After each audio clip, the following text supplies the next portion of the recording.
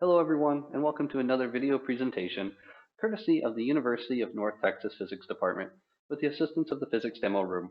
My name is Corey Nook, and I'll be assisting with today's demonstration on simple harmonic motion, in particular using a simple pendulum. Well, today's pendulum is not necessarily simple, because today's apparatus we have a bowling ball, and not just a small little mass, and we have a chain attached to the ceiling, and we have this ring stand behind it, with a protractor to help indicate its angle. So we hopefully have looked at previous demonstrations that the definition for simple harmonic motion came from that force is equal to minus kx, dealing with springs. And then it always has to deal with a restoring force acting on an object.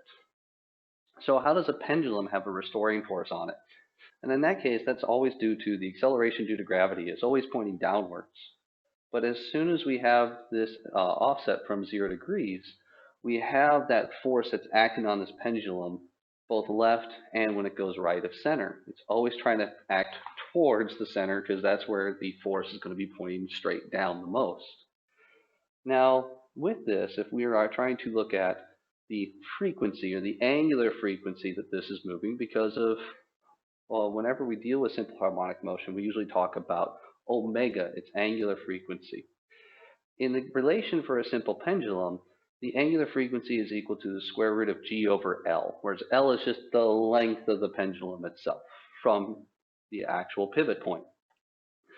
Now, with this, we actually have to be a little bit careful to go between simple harmonic motion to harmonic motion.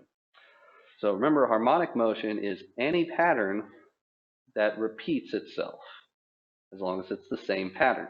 So it can be a triangle wave, it could be a square wave, it could look like a dolphin as long as it repeats every single interval that's consistent.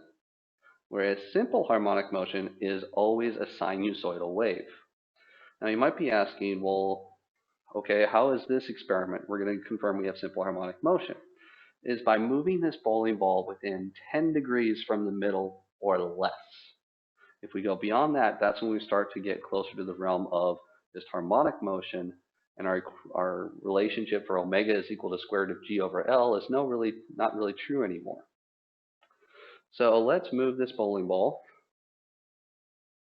about 5 to 10 degrees, and we're going to let it go. Now, to actually draw the sinusoidal motion, you might just say, Corey, I'm seeing this moving left and right. I don't see the wave pattern.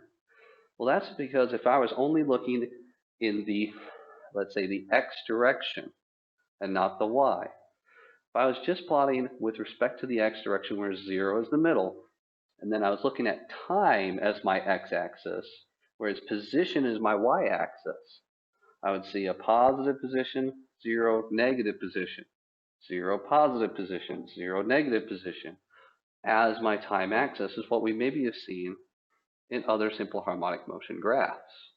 So this is where you have to get a different perspective of, well, how does time play into correspondence with this? Similar to what we might have seen with, let's say, 1D or 2D motion, we're plotting how does an object move. Well, that's all for this video presentation. Thank you for watching, and have a wonderful day.